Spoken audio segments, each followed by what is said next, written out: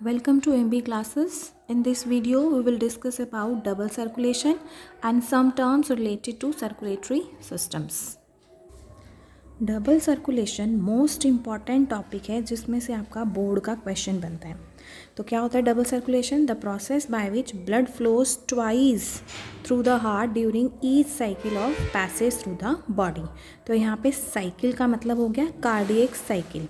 Cardiac cycle का मतलब जो 0.8 सेकेंड्स के लिए होती है, ठीक है, जिसमें क्या होता है the sequence of events which takes place during completion of one heart beat.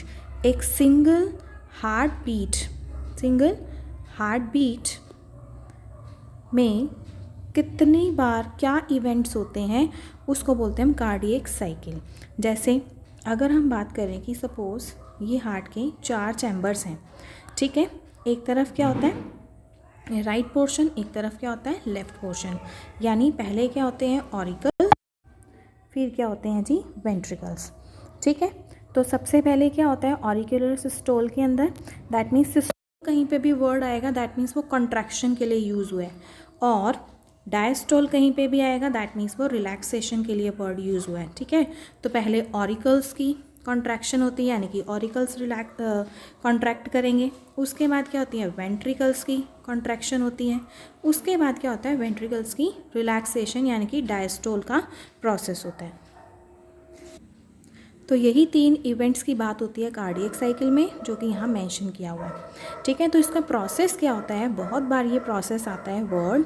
ठीक है, तो इसमें आपने वही सेम चीज़ करनी है. मैंने इसको फ्लो चार्ट फॉर्म में बनाया हुआ है, तो इसको आप ध्यान से देखिए. एक तरफ राइट पोर्शन है, एक तरफ लेफ्ट है.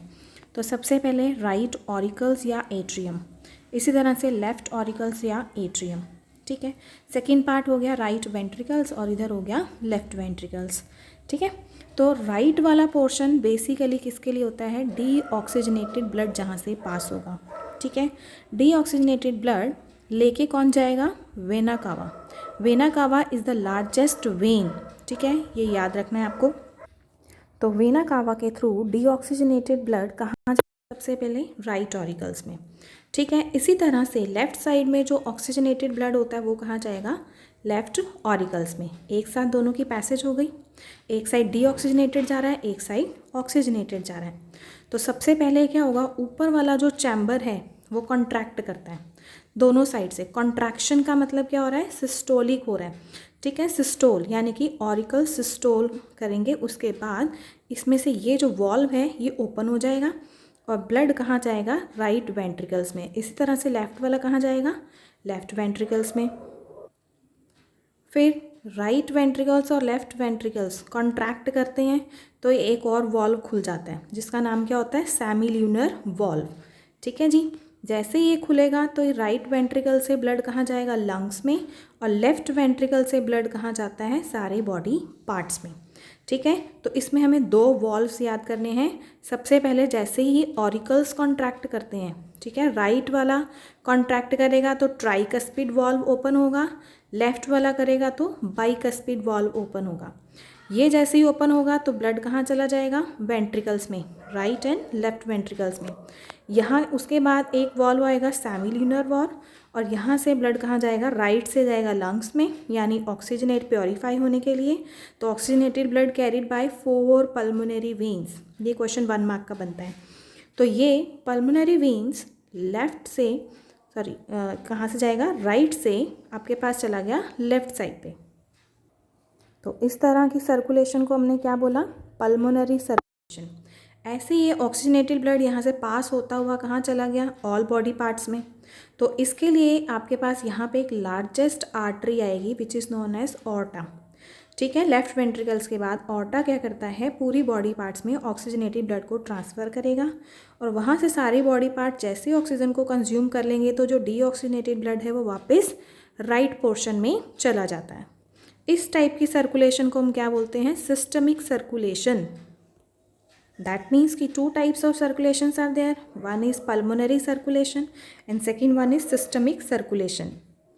दैट मीन्स कि जब ये 2 टाइप्स ऑफ सर्कुलेशन एक सिंगल साइकिल में परफॉर्म हो जाए जिसमें ब्लड फ्लो हो रहा है तो उसको क्या बोलते हैं डबल सर्कुलेशन. राइट, इससे रिलेटेड कुछ टर्म्स हैं जैसे कि हार्ट रेट हो गया। हार्ट रेट का मतलब क्या होता है कि एक सिंगल मिनट में, ठीक है, हार्ट कितनी बार बीट करता है उसको हम बोलते हैं 72 पर मिनट, दैट मीन्स कि हार्ट रेट हो गया नॉर्मल हेल्दी एडल्ट्स के केस में। न्यू बॉर्न्स में ऐसा नहीं होता, न्यू बॉर्न में होती है 130 पर मिनट एवरेज, और ओल्डर पीपल में उतनी ही कम, दैट इज़ 60 पर मिनट। ऐसे ही आएगा कार्डियक आउटपुट क्या होता है। आउटपुट मीन्स कि जैसे कि लेफ्ट वेंट्रिकल्स, जैसे ये लेफ्ट वेंट्रिकल से ऑक्सीजनेटेड ब्लड जाता है ना पूरे बॉडी पार्ट्स में, तो लेफ्ट वेंट्रिकल्स में हर बार जितनी बार लेफ्ट वेंट्रिकल्स कॉन्ट्रैक्ट करेगा तो उससे कितना ब्लड पंप आउट होता है उसको बोलते हैं cardiac output, that is approximately 5 litre. और अगर पल्स की डिफाइन आ जाए तो that means wave of distension felt in the wall of the arteries following every ventricular systole. अब सिस्टोल आपको पता लग गया क्या है यहाँ पे, कॉन्ट्रैक्शन। तो इसी पे बेस्ड आपका एक क्वेश्चन बनता है, what is the significance of double circulation in birds and mammals. Very very important question. अब हमें पता है कि डबल सर्कुलेशन मतलब जिसमें ऑक्सीजनेटेड और D oxygenated, that means D oxygenated था ना राइट वाले पोर्शन में, ऑक्सीजनेटेड लेफ्ट पोर्शन में, दोनों सेपरेटली फ्लो करते हैं। सेपरेटली फ्लो करेंगे तो ऑब्वियस है ऑक्सीजन की जो सप्लाई होती है वो मोर सफिशिएंटली होती है। तो उसने बोला बर्ड्स और मैमल्स में क्या सिग्निफिकेंस है। तो बर्ड्स और मैमल्स को अपना बॉडी टेम्परेचर मेंटेन करने के लिए मोर एनर्जी की रिक्वायरमेंट होती है। तो वो इस एनर्जी को कैसे मेंटेन करता है, bye separating oxygenated blood from deoxygenated blood. So this question is very much important. Next is blood pressure.